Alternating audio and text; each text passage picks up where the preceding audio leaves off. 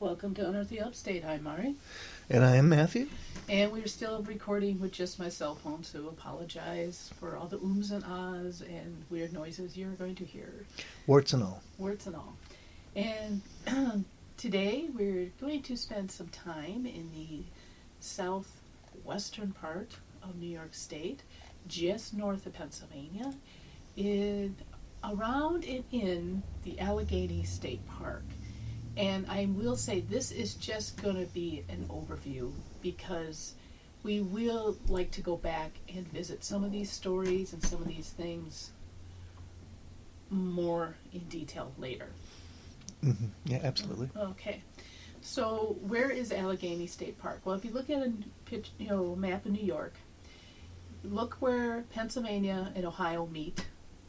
And Allegany State Park is just north of the Allegany National Forest. So it's all one big area there. Mm-hmm. And Allegany State Park is a fairly huge park.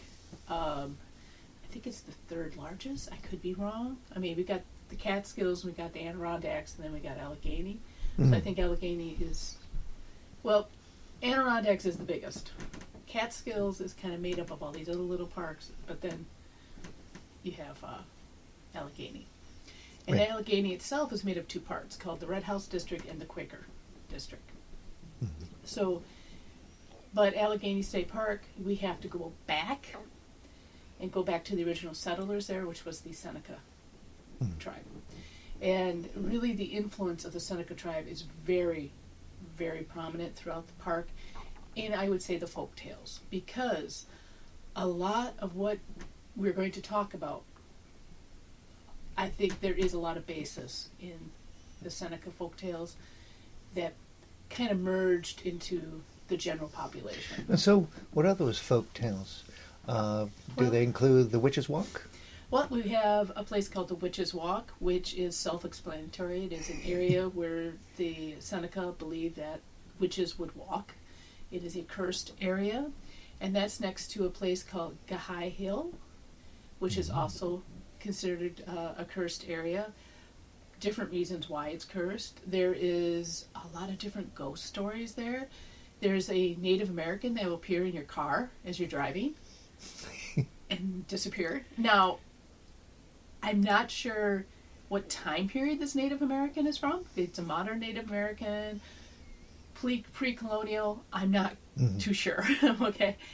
There are ghosts of a little girl. Ghosts of children. Ghosts of children, yeah, but specifically a little not girl. A new thing here on Unearth the Upstate. But, yeah. There, of course, is a woman in white. Mm-hmm. Okay.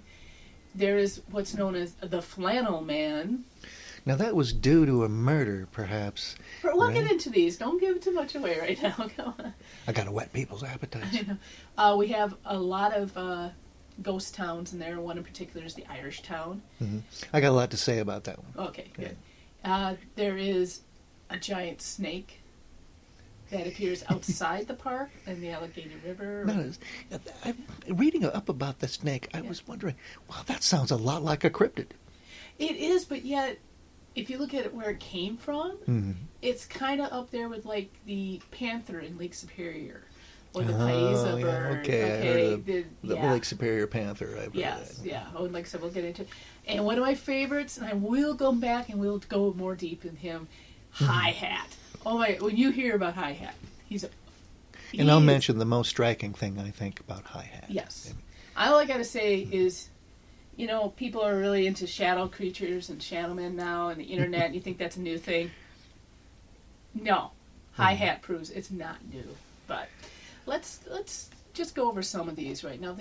So, like I said, let's describe the park again. It's a large park in the southwestern part of the state. Mm-hmm. It is right outside the Seneca Reservation. Mm-hmm.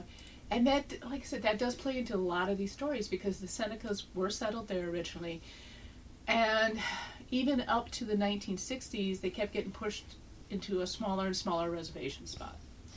And one of the last ones had to do with the building of this dam in Pennsylvania that pushed a lot of the Seneca into New York because that dam pretty much destroyed every place they lived. and they really were not given a choice in the matter. When was that anyway? 1960s. Okay. I can give you Another exact- case where the engineers said, "Here it looks like a good place to build."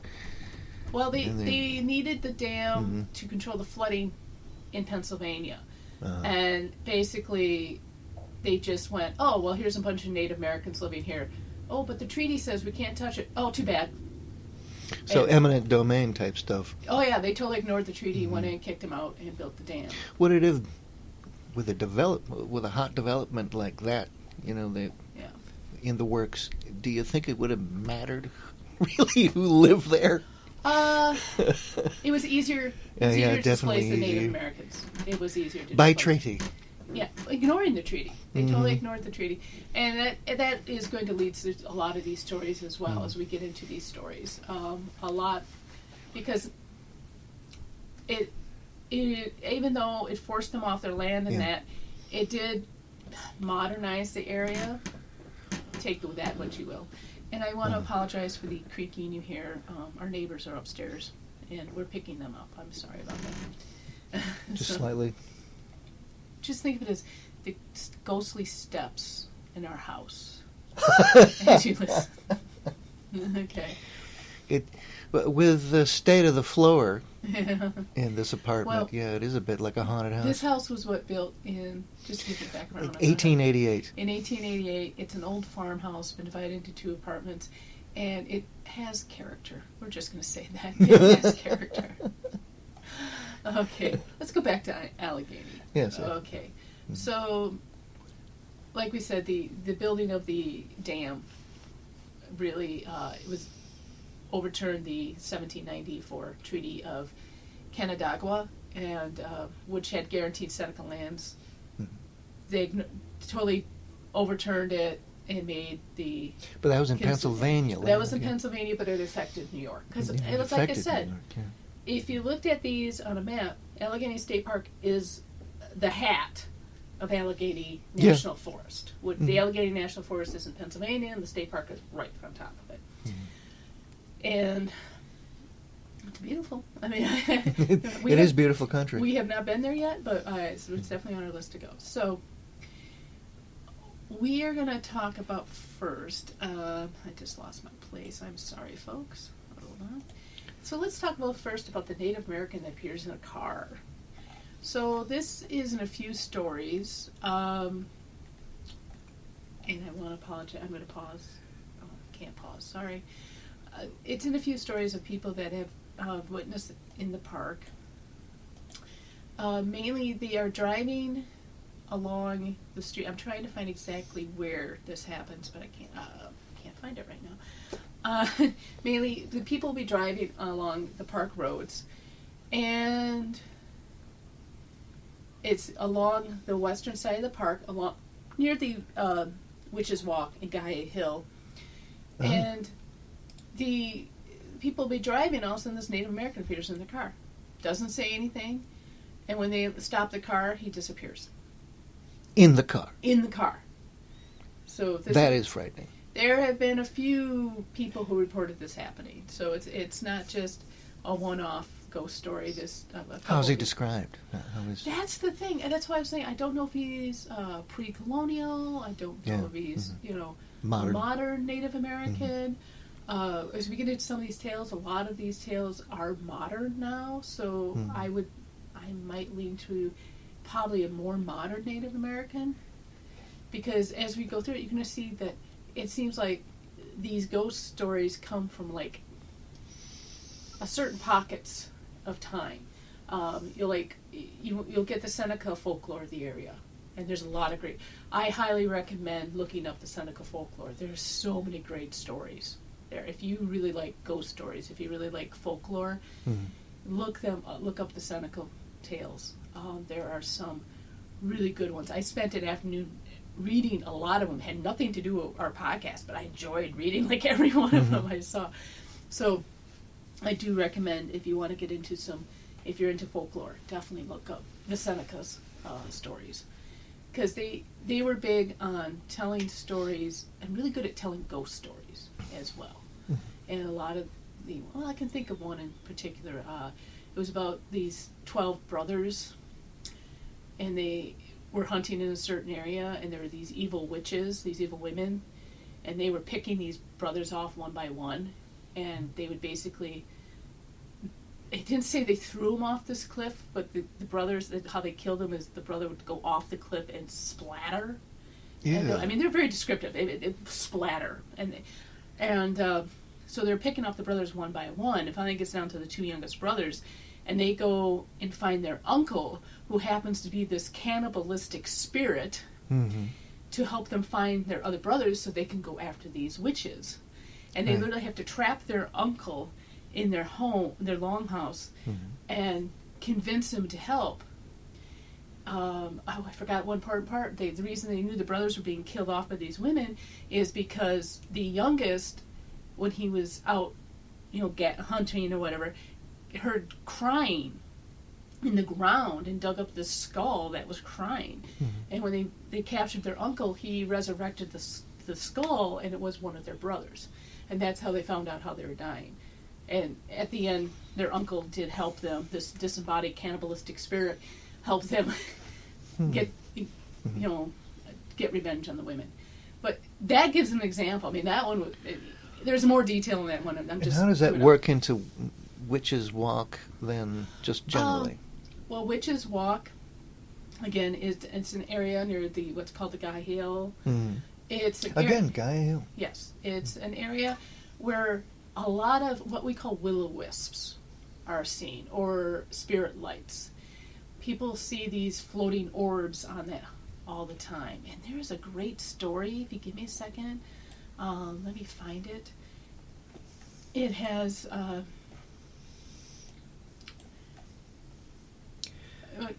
okay. I don't want to interrupt you. Sorry. That's why there's dead air. I'm sorry. In the conversation. Should we play hold music? I'm trying to find this note. Okay, so there's this great story by one of the storytellers called Dosey Bowen.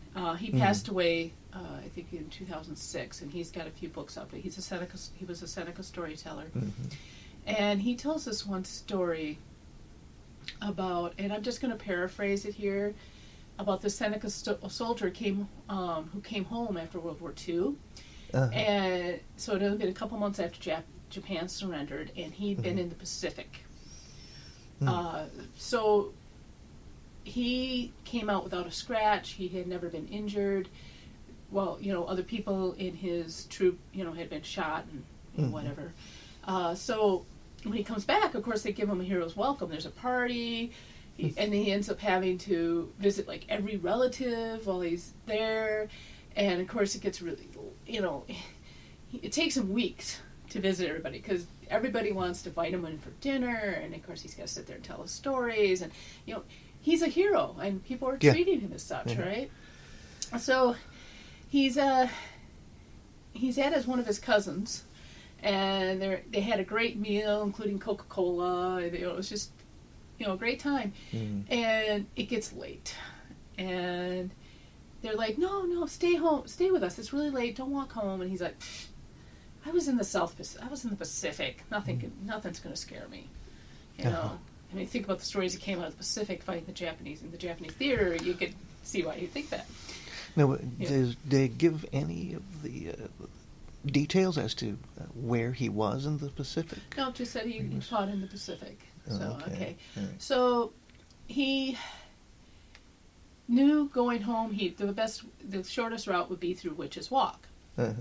And they're like, don't go there. Don't do it. And he's like, hey, I basically says, I ain't no afraid, no ghost, basically. Out onto those bleak country roads leading to open fields where they can deal with you. Yeah, exactly. So he, puts his coat on, starts walking home. And, everything was dark. Nobody else was outside because it was close to witching hour. But it was a nice night, so the moon's out, so he's going to enjoy it. So he starts as he looks across an open field, he sees something. And there's a shadow in the line of trees. So he thought someone was running along the river, but if they were running faster than he's seen any person ever run before. And then he heard what he thought was a horse. He heard how horses, when they're running, how they breathe, and he could hear the hooves. Especially a horse that's been running for a while. Right. But he saw a two-legged thing cross the field. And he couldn't quite, he was like, well, was it human? Because it looked kind of like an animal. It had like goat legs, and, and he couldn't quite make it out. So it runs away from him, and he's like, okay, that's strange. That might have been the devil. I don't know. Mm-hmm. And he kept walking, and then he hears voices. And they were speaking in the original Iroquois language. And then he hears one say, be quiet. And then one responds, well, there's someone on the road. Well, then let's go to the other field. Okay, said the other one.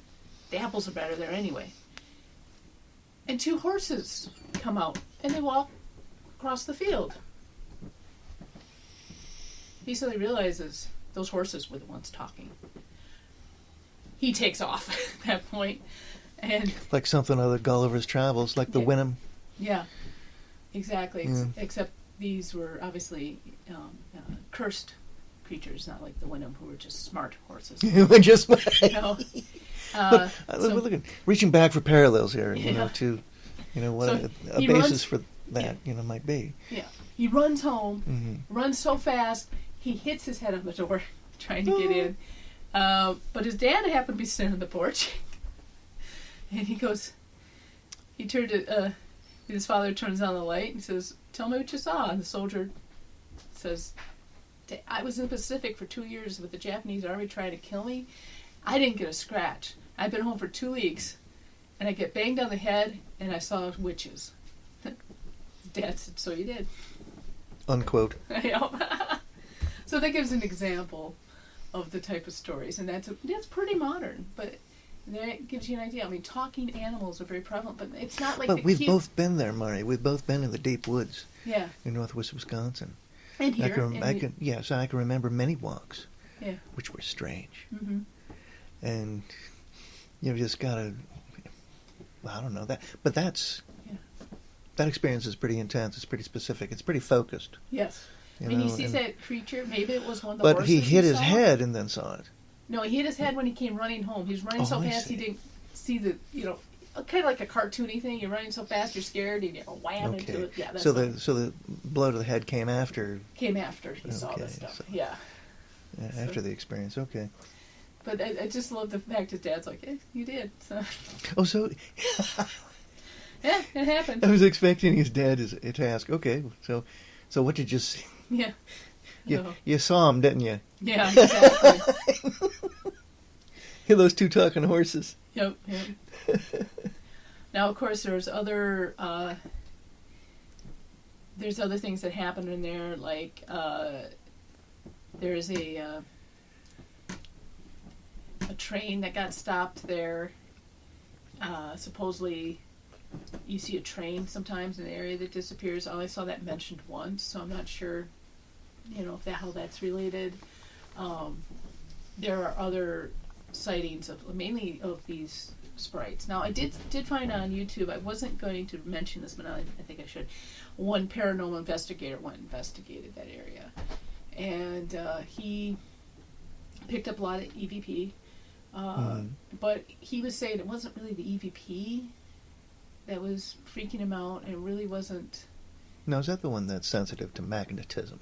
I don't know about this. It's like the first time I've seen him do one. But he's a paranormal researcher from that end of the state.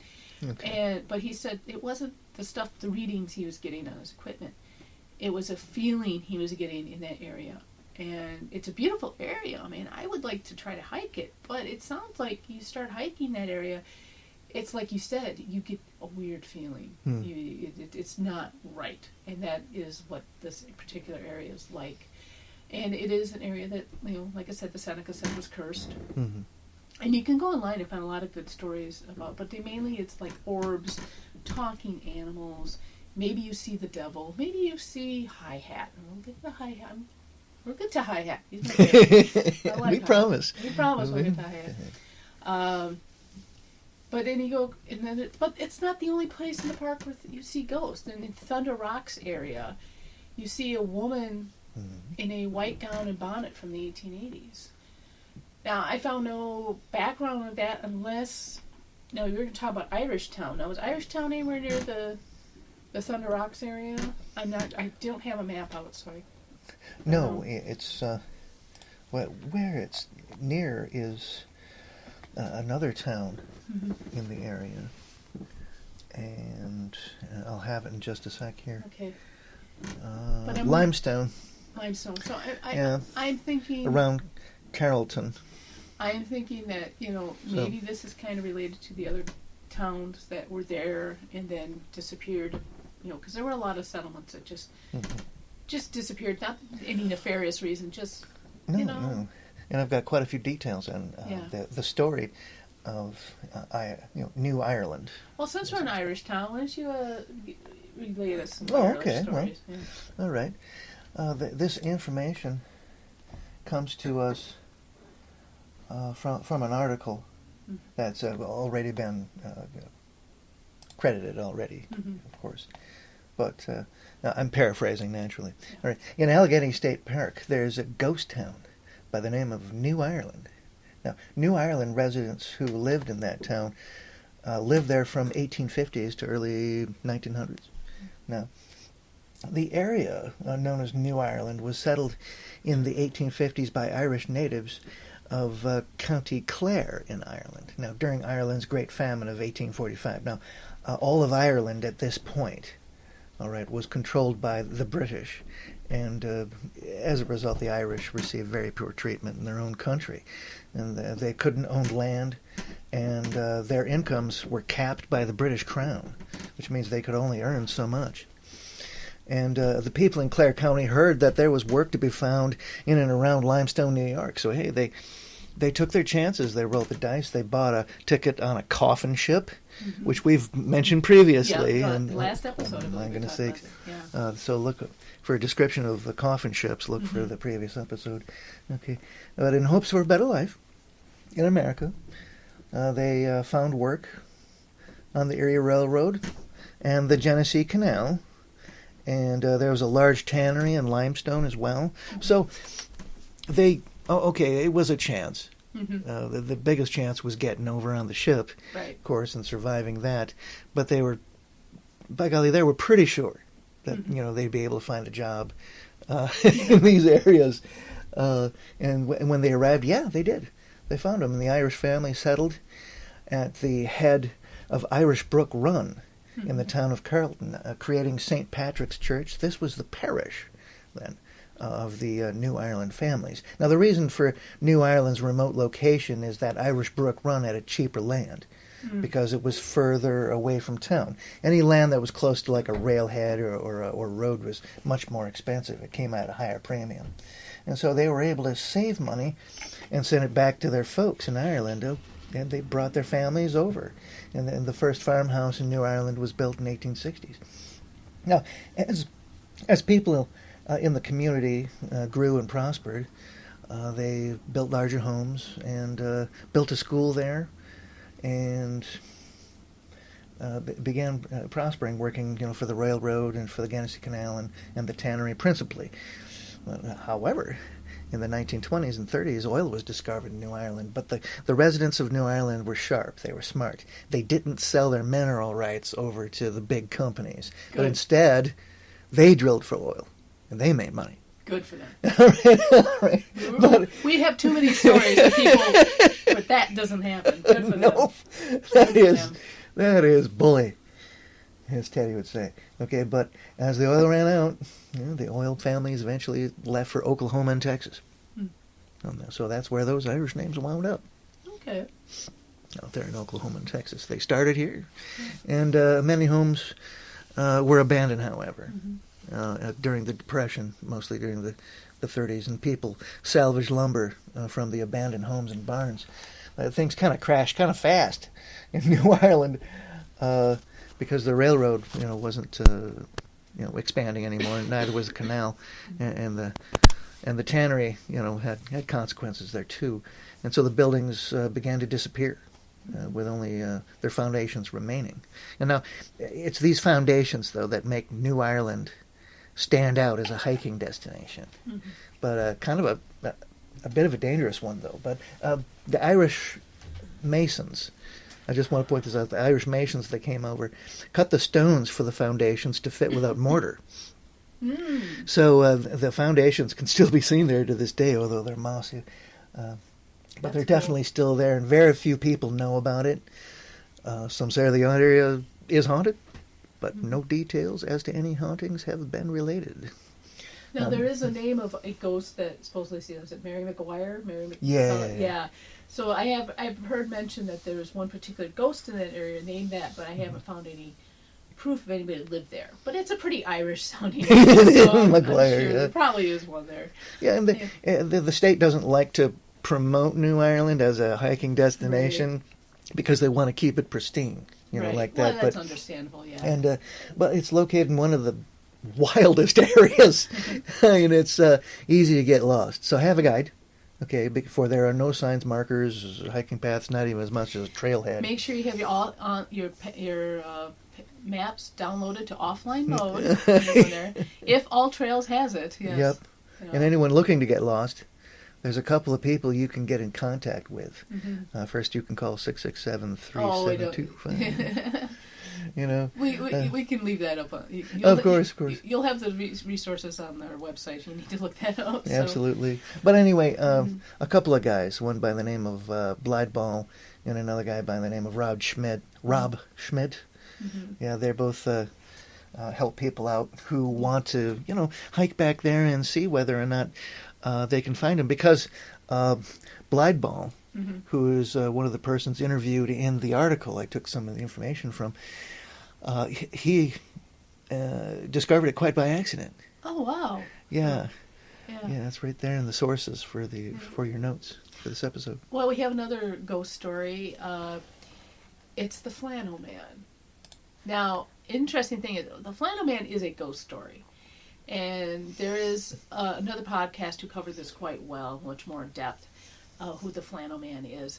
But like everything seemingly to be in the realm of cryptozoology and supernatural stories, people are starting to connect him with Bigfoot. Stop that. This is a ghost. It's a standalone ghost. It's a ghost. Yeah. So who's the Flannel Man? Well, since about, I'd say, the 1920s, people have been seeing a man with a beard, jeans, and a flannel shirt mainly in the Quaker Lake area of the park. They have seen him in other parts of the park, but the interesting thing is he looks very real. You might even think he's another hiker or another camper, and as you approach him, he'll literally just disappear in front of you. Oh, wow. Now, here's the interesting... It fits the description of a modern hipster. That's what some people think. Yeah, you can picture that. There's a good example here where a family was coming from Bradford, PA, or going to Bradford, PA, and when they got near Science Lake, they saw this guy walking alongside the road, but as they pulled up close to him, he disappeared. Mm-hmm. But they drove a couple miles down the road, and there he is again. But it Can't get rid of him. Yeah. But here's the interesting part. They think they have this ghost named. And let me read, and guess what? I found the article. Mm-hmm. So, it's called Murder Near Bradford. Drunken woodcutter shoots fellow laborer in lumber camp. Bradford, Pennsylvania, February 15th. Like I said, we were jumping the border in this one because they're so close. Edward Ralph was murdered yesterday in a lumber camp about 5 miles from Crosby in McKean County. The murderer, Arch Turner, is in the county jail at Smithport. There's a little blip there. I can't quite make it out. The firm of Turner Bennett contractors employ a large number of men in a woodcutting job. The men were at dinner at noon yesterday in the camp boarding house when Turner came downstairs in a drunken condition and with an oath said, "I have a mind to clean out the whole bunch." After much boisterous talk, Turner returned to the sleeping apartments overhead, where he continued his long talk. Ralph, after finishing his eating, said he would go upstairs and try to quiet the man. He had been upstairs but a moment when a shot was heard. Ralph was found bleeding from the gunshot wound. Turner, revolver in hand, stood over the victim. Fellow workmen asked Turner to allow them to take Ralph away and give him surgical care. "I'll stop his moaning," said Turner as he fired the second and fatal shot into Ralph's body. And this happened February 20th, because this was reported in February 21st in 1918. So a lot of people attribute the Flannel Man to a murdered lumberjack, and lo and behold, there was a murdered lumberjack. Oh, but it was in Pennsylvania, but very close to where the sightings are. Like I said, we're jumping into Pennsylvania territory with some of these conversations. Shot in New York and then stumbled over into Pennsylvania. Well, no, he was shot in PA. And that will then fall over into you. But like I said, it could be a situation where he's haunting the area where he was working. It doesn't state in the article where this lumber job was. And it could have very well been in the New York side. So, because it is very close. I mean, if you got a map, I'll check this out. I mean, it's it is a large area, a lot of acreage. Yeah. Another one of those big parks. Yes. So it's beautiful. So yeah, that's interesting that they have that one. And I think I found, you're talking about the little girl one. There is also the little girl that's seen. Mm-hmm. And I'm trying to find it right now. Sorry. Again, I wish I could edit this stuff out. Well, you also have something here prepared called the Hill of Dead Witches. That's Witches Walk. That is. That's Witches Walk. Yeah. Mm-hmm. But like I said, go back to Witches Walk again. Since you mentioned that, I just happened to see this. Was somebody thought he saw a lantern up along that hill, and again, it was Witches Walk with that stuff. So. It's interesting because, I'll go back to the girl ghost, but again, I found this again. There's a few ghost stories in that area that come from the Civil War. There's stories of the Confederate gold being buried there, but I doubt that happened because think where all the battles happened. Do you think Confederates made it way over to the western side of Pennsylvania and New York to just hide some gold? That one I don't think is... That's a bit odd. Yeah.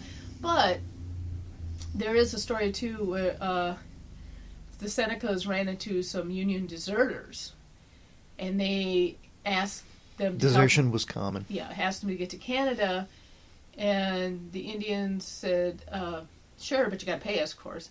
Then the Indians buried the gold they were given by these deserters. But they buried it at Witches Walk. And the guy, one of them took it there, buried at Witches Walk, but he died before he could tell the other two where it was buried, and it's never been found. So there's gold supposedly hidden there, but it's cursed, people, so I wouldn't go looking for it, so, But yeah, there is I'm trying to find the location of it. Stone Creek or Stony Creek cabins. In that general area, and there's also, was it the Stony Creek cabins is where the actual event occurred, but the ghost is seen down the ways at Buffalo Creek, I think it's called, cabins. And it is about this little girl people see there. And they'll see this little girl playing, and just, when you approach her and ask where are your parents, or you try to talk to her, again, like the Flannel Man, just disappears. It's not like she's looking for somebody or anything. She's playing, she's having fun. But there is an event that happened that could be the explanation of that ghost. And this was reported on Wednesday, August 23rd, 1933. 4 girls burned to death in Allegany Park cabin.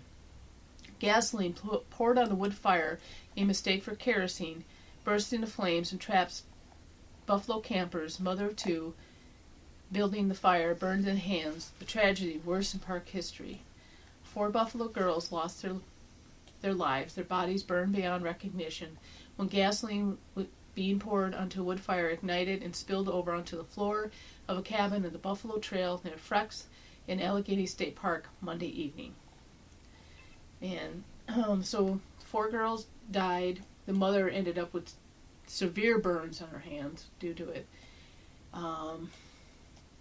The fire was extinguished quickly when this happened, and we did see footage of where these cabins are, and if this cabin they talk about is still in the same location as the one that's there now, the creek is literally 5 steps from the cabin, so it was easy to get water. Yeah. Bucket brigades had formed, park employees and campers. The water carried from the creek was used to put out the flames. The shell of the cabin still stands, so they were to save most of the cabin, but most of the people died inside. But there's nothing left of that cabin. It's not too clear in the article. I know a lot of those cabins, I think those cabins were probably built later that we saw in the video. They looked more like in the 50s style cabins, but They looked like the kind of cabins that we found up at the Girl Scout camp. Right. Yeah. So it's a real tragedy because the mother of there was two of the girls who were killed were daughters of the woman who ended up with burned hands. Their cousin, and the fourth one was a friend of them, and that really affected her family because that left. Her sister died 10 years prior to that as well. So, really tragic story all around. But a tragic story like that leads to good ghost stories. And that would probably be an explanation of who this little girl is. They really don't say in any of the ghost stories I read about the little girl how old she was. And the youngest one who died was the friend of them was like 10 or 11. So, it's still a little girl. But that's interesting that both the flannel man and the little girl ghost can be traced to actual events that happened in the park or near the park in the case of the flannel man. So, I mean, we run into a lot of these ghost stories where like, oh, this mass murder happened here and they buried the bodies in this cave and it's all nasty, and you look it up and there's nothing to back up that story. Here we have 2 ghost stories, 2 separate ghosts that have stories that could back it up, which I find very interesting. So, okay. Yeah, and children too, and that's extra tragic. Yes. So. And presumably that leaves a lot of paranormal energy, according to the researchers. And so, Well, but we don't have anything that backs up the woman in white who appears in Thunder Rock. I haven't found any clues on that one, unless that's get mixed up with Mary McCarthy in Irishtown. Yeah. Again, I only found 1 or 2 mentions of Mary McCarthy, and like I said, could not find any backup on that. But pretty common Irish name, so there probably was a Mary McCarthy who lives there. There is and we're going to end this. We're talking about 2 of the cryptids. Now, one is the giant snake. Yes. The giant snake is mainly seen in the Allegany River. And now in some of the areas where the dams are, you can see him in the lake. In those lakes and ponds that were made. And the main thing about he is a snake that does come from Seneca mythology. So, in folklore, they talked about this giant snake in their folklore.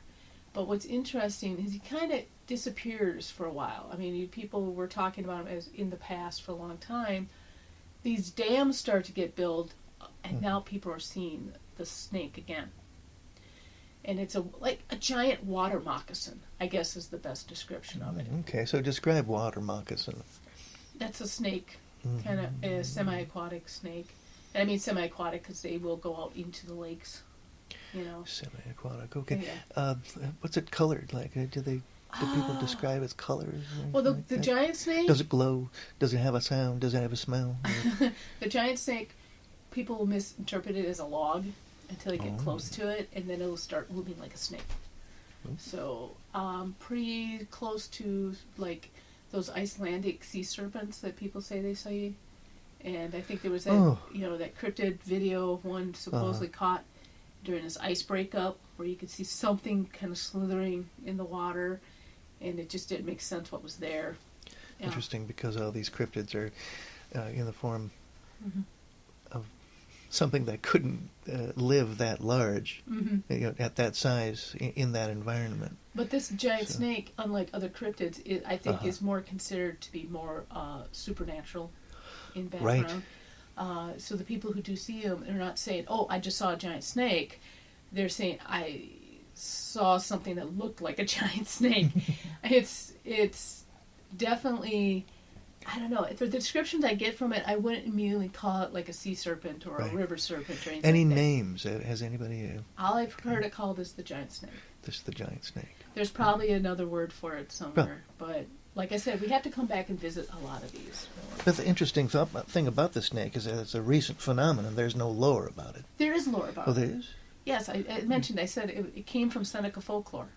This giant snake. Well, how far back in Seneca folklore? Very far back. It's like one of the early myths of the Senecas. Oh, okay. Was the snake. All That's right. why I compared it to the panther in Lake Superior, that lives in Lake Superior, because that is obviously, I can't say cryptid in that respect. It's more like, well, look at Discworld. It's more like Great Atoon, And if you look at Discworld, the giant turtle with the 4 elephants on the back that holds Discworld, okay? I felt the need to review that. Yeah, okay. So that's why I say it's like that, and it's like the Piaiza bird.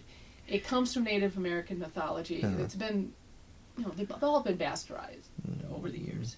But it was something that existed prior to colonization. Yeah, in the tales. I'd say, these stories adapt. Mm-hmm. They don't become bastardized, Well, you necessarily. could call it bastardization, you could call it adaptation, but the point is, these creatures of the folklore existed prior to colonization, and they've been adopted in some respects, after colonization by outside the Native American tribes. And I think the giant snake is a good example of that. Right. So when people see him, it's not like they see the Seneca sea serpent. It is, when people see it, it's described differently, and it behaves differently than, Champ would, or than Nessie would. So it's definitely, it's hard to describe. I wish there really could find I find there's a lot of unnecessary controversy, over the development of these legends. And because these things grow a life of their own. Well, it's like the Thunderbirds stories. Yeah. Thunderbirds definitely came out of the Native American, but really big in the turn of the 20th century with non-Native Americans, to the point where you had people faking photos of these Thunderbirds. And Wendigo is a good one. Wendigo is a good one of a bastardization of what it was. If you look at the original Wendigo lore, this is a person who suffers basically a psychosis and becomes a cannibal and becomes a murderer. But they never say in the original lore that they turn into something else. But now, if you look up an image of a Wendigo, it's this skeleton deer creature with glowing eyes. It has nothing to do with the original lore. It looks like something out of the Monster Manual. Yeah, it has nothing to do with the original it was lore. originally a description, perhaps, of a disease. Exactly. It may be a psychosis, maybe a mental breakdown, or maybe it was a way to describe a killer, especially a killer during famine times, who was driven to the point where the cannibalized people. And they were frequent. Yes. I mean, think about where the stories came from. It would very good possibility of starving to death in the winter, and this may be like the recent podcast that we listened to about it was a presenter and a guest talking about vampires. Yes, exactly. And that the vampire comes out of the lore of Mysteries and Monsters of Paul Bestel. By the way, that was the one we were listening to. There we are, plug. Yeah, and anyway, yes, it was a description of disease, right. Basically vampirism. And that's the same thing with Wendigo, but now it's been changed to the point. Now it's this weird undead deer creature, and that's I think I saw that in 4th edition D&D. Yeah, that's nothing to do with the original story. So that's what I mean by bastardization. Some of these stories go so far away from the original folktale and the original mythology, they basically become something totally separate. That's what I mean. I don't mean it as a negative thing, because that deer creature thing is pretty terrifying, but it has nothing to do with the original Wendigo. Yeah. Nothing. Or you come up with something. You've come up with something, and you need a name. Yeah. Oh, Wendigo sounds good. Okay, slap it on there. I'm glad they didn't call that thing at the end of the ritual a Wendigo, because that would have been a slap in the face of so many people. Yeah. That was one of the best reveals and I think I just spoiled it for some people because well, let's put it this way. What I described as the modern Wendigo, it's kind of like what that creature's at the end of the film, but it's totally different. But yes, but this comes out of Scandinavia. But that came out of Scandinavia, of course. Yes. Which, again, we're dealing with an area which had could be a lot of famine during the winter. We had a lot of stories. I could go into a whole thing about Finnish mythology and, children being left out to die because there wasn't enough food and how they came back as spirits. And guess what? Spirits that appeared as orbs in haunted areas, and much like what you saw in Witch's Walk. But yes, for sure. They never say that's where the lights come from in Witch's Walk. So, right. Now, speaking of cannibals, we got to talk about my favorite. His name's High Hat. And there's a reason he's called High Hat. And it's the most striking thing about High Hat. Yes.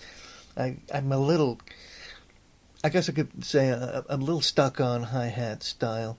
Yeah, he's got style, man. He might be a murderous cannibal giant, but he's got style. But he's a snappy dresser. He is. And ahead of his time, literally, because... Now, he comes out of Seneca Tales. He does. Prior to 1860. Why did I mention 1860? Because about that time, a type of hat became popular. But High Hat was already wearing the stovepipe. How long before Yeah. the top hat became a fashion? Exactly. They were reporting about this dark looking, and I mean dark like shadow creature looking creature. Shadow creature. Not just a shadow creature. Wears a high hat. Now right there you're going, oh, that's a shadow man, or that's a hat man. I read about those on the internet. Yeah, but how many of them are cannibals? How many of them will actively hunt you down? And how many of them come out of Seneca lore from hundreds of years before the top hat became a fashion? Exactly. That is the coolest part. Most striking part about High Hat. Yes. That you think it would be the cannibalism and the cruelty, but no. No, it's so High Hat. strange. High Hat's got quite the story, and he appears again. He's one that kind of disappeared for a while, but he's always been kind of seen in the area, and he usually shows up before disasters. Yeah. So he shares something with Mothman. You're not going to run into High Hat unless something's about to happen nastily. And the interesting thing is, the last time he was seen was in the 1970s, along, guess what? That dam we were talking about at the beginning. Okay. Yeah. And the workers were working on it, and they kept seeing who they called Abraham Lincoln. The shadow of somebody wearing a high hat was around them at all times, like watching them, and a lot of people saw him at that point. But that begs the question, is he a cryptid? Is he a spirit? I mean, what is High Hat? That's the one I want to come back and do a little more exploration on. Is he a malevolent entity? Here's the thing, though. He is considered cannibalistic. I couldn't find any stories where he actually actively ate somebody. I should say I just couldn't find any stories. They might be out there. I mean, they definitely A lot of sightings, but no actual victims coming forward to say that they were attacked by High Hat. But then again, he might be so good at attacking people that, he might just, the ones who get attacked don't live to see. The teeth may be just affectations. He'd probably suck you dry and leave you in a big pile of dust. That could be, yeah. I'm trying to find one of the stories of High Hat here so you can see what I'm talking about, but boy, I'm having a hard time finding it. There's another story I'm going to end this with in a bit, but... All right. Yeah. I'm sorry, I hate this because we can't edit this stuff out, so I'm trying to talk while I'm looking this over, but I can't find the story right now. I apologize. Again, look at our show notes. That's on our blog. And you can look through all these stories, and there's some great ones in there. But I'm going to end with one story in particular. And this is from the Journal of, again, I have to look this up, Oral Tradition. And the article was Seneca Storytelling, Effect of the Kunzu Dam on Interpretations of Supernatural Stories. And here's a very, I'm going to paraphrase this one again, but this is a very modern one. And it's called The Power Lines. And this is a story that I think is very realistic in its story. So he's talking about when they first put the power lines through the area, people were scared of them and really didn't trust them. But then people started to, like the hunters realized, wow, the game uses these power lines, we could use it to get the game. So, they became, not, I would say, not trusted, but they saw the usefulness of the area. Okay. And there's this one man who, he was not that good of a guy. He was alcoholic. He really neglected his wife and his child. And he didn't come home one night, and his wife took their daughter and left her with some friends. And she found him with another woman, and he beat her. That was his reaction, was to beat his wife. So she stayed home. She didn't get her daughter, and she finally stayed home for a few days, and finally, when she left, she says she was going to the power lines. But she never returned. And people went out and looked for her, and all they could find was a piece of her coat on one of the what do you call those? The big wire things, those towers that the high tension lines run through. Yeah. And they found a piece of her coat, not the whole coat, just a piece of her coat. And so everybody's like, oh, she died. She must have killed herself. So now the husband finally feels remorse. He stops drinking.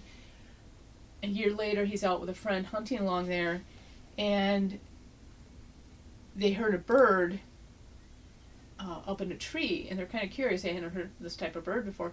So they climb up in the tree, and they find the skeleton of his missing wife. So they leave, go get others so they can get her buried. They come back, her skeleton's gone. Oh, wow. But then her daughter, a year later, starts saying to her friends that she's got to go to the power lines. And then she sneaks out one night and goes to the power lines. Oh. This time, when they did find her, they found her skeleton wrapped in her mother's skeleton. So it's a very tragic story at the end there, very modern, very tragic. Yeah. Yeah. So. And the power lines were the setting for this. The power lines that run through. And somebody who grew up near a gas line that had power lines on it, one of those things. Yeah, they're kind of interesting because they can give off that vibe, definitely. So, but that's a tragic story. I didn't bother looking up to see if there was any person ever found on the power lines down there, but that makes a great story. So, well, that was Allegany Park, a place we're definitely coming back to visit. We just brushed the surface here. Yeah. Didn't say anything much about the lights, the Great Swamp, or. Oh, there's so much there. There is so much there. Oh my goodness. We're almost hitting an hour now, so. Yeah. Yeah, we definitely be coming back. I want to do more with High Hat. I do want to do more with the Witch's Walk. I want to do more with Thunder Rocks. There's also a stone tower there that's supposedly haunted, which you didn't mention. Right. So yeah, there's so much in that area. And okay, if you don't believe any of that stuff, there's some great camping and hiking and historical things there as well. And if you want, and the Senecas have a casino there if you're into that. Well, yeah. All right, thank you for listening again to our Ghastly podcast.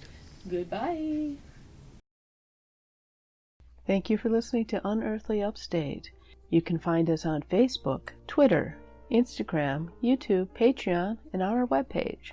We are also on Apple Podcasts, Spotify, Spreaker, Stitcher, Podbean, Google Podcasts, and CastBox. Please like, share, and review on your favorite platform. Unearthly Upstate is an Animator Liar production. The show is produced by Mari and Matt Manette, with purring provided by Honey and Lloyd. Research and writing by Mari Manette. Music is by Kevin MacLeod, licensed under Creative Commons Attribution 3.0 license. Unless otherwise stated in the episode, the places mentioned in the broadcast are not paid or contact us for any type of promotion. Please check out our webpage for credit and sources for the episode. Thank you.